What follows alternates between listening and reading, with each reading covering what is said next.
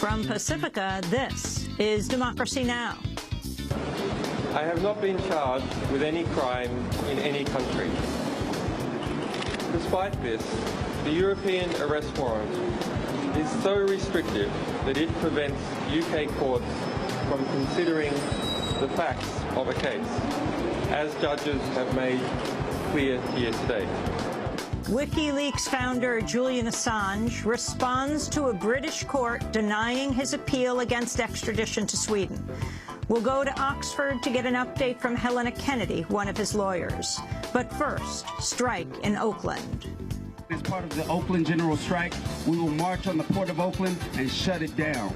We will converge at 5 p.m. at 14th and Broadway and march to the port to shut it down before the 7 p.m. night shift. We are doing this in order to blockade the flow of capital on the day of the General Strike. We speak with Boots Riley, a hip-hop artist with the band The Coup and street sweeper Social Club, and Clarence Thomas, past Secretary-Treasurer of the International Longshore and Warehouse Union Local 10, now spokesperson for the Million Worker March, then veterans of the 99%. I've met a lot of veterans who have come here. I just met a guy who was active duty, took leave just to come to Occupy Wall Street. So we thought it was important to be here and do some outreach. We'll speak with Jose Vasquez, Executive Director of Iraq Veterans Against the War, and with Navy veteran Joshua Shepard. He was standing next to former Marine Scott Olson at Occupy Oakland when Olson was hit in the head with a police projectile, fracturing his skull. All that and more coming up.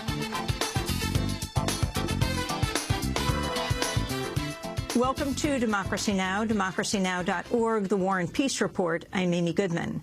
London's High Court has ruled WikiLeaks founder Julian Assange should be extradited from Britain to Sweden to face questioning over alleged sex crimes. Swedish authorities want to question Assange over accusations of rape and sexual assault made by 2 women. Assange's lawyers have argued the Swedish demand is legally flawed and that the sex was consensual. They're now considering an appeal to Britain's Supreme Court and/or the European Court of Human Rights. Julian Assange spoke outside the courtroom after the ruling. I have not been charged with any crime in any country. Despite this, the European arrest warrant is so restrictive that it prevents UK courts from considering the facts of a case, as judges have made clear here today. We will be considering the step in the days ahead. The full judgment will be available on swedenversusassange.com. No doubt there will be many attempts made to try and spin these proceedings as they occur today, but they are merely technical. So please go to swedenversusassange.com if you want to know what's really going on in this case. We'll have more on the story later in the program. The Greek cabinet has backed Prime Minister George Papandreou's controversial decision to hold a popular referendum on the European Union's $179 billion bailout that's aimed to resolve the euro debt crisis. Greek officials have suggested the vote would probably be held in mid-January, but the Interior Minister said it could happen as early as December. But before that happens, Papandreou's government will face a crucial confidence vote in Parliament Friday. Papandreou's decision to put the bailout before a popular vote has outraged other European leaders. French President Nicolas Sarkozy and Germany's Angela Merkel have summoned Papandreou for crisis talks in Cannes before a G20 summit of major world economies. Protesters are also gearing up the G20 summit that begins Thursday. I am demonstrating because I am fed up with finance of the powerful, of spoiled money. I am fed up of tax havens. I'm fed up of people starving while the banks are pocketing everything and taking taxpayers' money to finance this. That's why I'm demonstrating, because I'm fed up. I'm fed up. In banking news, massive public outcry has forced Bank of America to drop a plan to begin charging many customers $5 a month to use their debit cards for purchases.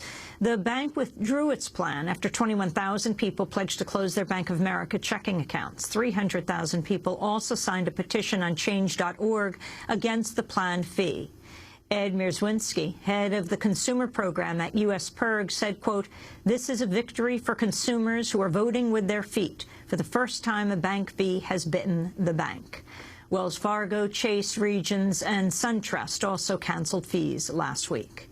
Occupy Wall Street protesters in Oakland are preparing for a citywide general strike today that will include marches, picketing outside banks in an attempt to shut down the nation's fifth-largest port. The staffs at 2 Oakland elementary schools and a small high school had decided to close their campuses for the day due to the strike. City officials also have agreed to allow non-essential government workers to use vacation, personal, or furlough days to participate in the strike. Meanwhile, the city's police union has slammed Oakland Mayor Jean Quan for her handling of the protests. In an open letter, the police union write, quote, "Is it the city's intention to have city employees on both sides of a skirmish line?" We'll have more on Oakland after headlines. Meanwhile, Occupy protesters in New York joined anti-police brutality activists in the Brooklyn neighborhood of Brownsville Tuesday to demonstrate against the controversial police tactic known as stop and frisk, which allows officers to detain and search citizens with little to no reason. Critics argue the tactic, which produces few arrests, creates a sense of institutionalized harassment in poor communities and communities of color. Christina Gonzalez is an Occupy Wall Street protester who joined the demonstration. These are the communities that are affected. You know, a community like mine in Far Rockaway, communities like up in Harlem, and communities like in Brooklyn and certain places in Queens. Like, these are the places where we really need to be. These are where the problems are. These are where we should be mobilizing more people to come out. And Occupy Wall Street has given a movement like this a chance so that we can come out and network and get more people and raise awareness to people who are like, hey, corporate greed is bad. Oh, but wait a minute. They're stopping people in the streets for absolutely no reason. Oh, okay, I wasn't a part of that. I had no idea. Now I know, and now I'm here. So that's the beautiful thing about it, is just bringing everybody together. The New York Police Department is on pace to stop and frisk 700,000 New Yorkers this year. 27 participants in the demonstration were arrested after engaging in a deliberate act of civil disobedience by breaking the entrance to the NYPD 73rd, blocking the entrance to the NYPD 73rd precinct, where stop and frisk rates are the highest in the city. In New Mexico, the right of Occupy protesters to demonstrate has been upheld after an intervention by the American Civil Liberties Union. On Tuesday, the University of New Mexico renewed the demonstrators' right to protest at Yale Park, where more than a dozen were arrested last week after the encampment's original permit expired. And a woman in Minnesota has credited the support of Occupy protesters in allowing her more time to move out of her foreclosed home. Ruth Merman, a small business owner who has not received a paycheck in 3 years, approached Occupy Minnesota protesters to help her secure 2 more weeks to vacate her home. Shortly thereafter, U.S. Bank and GMAC contacted her repeatedly to settle the dispute.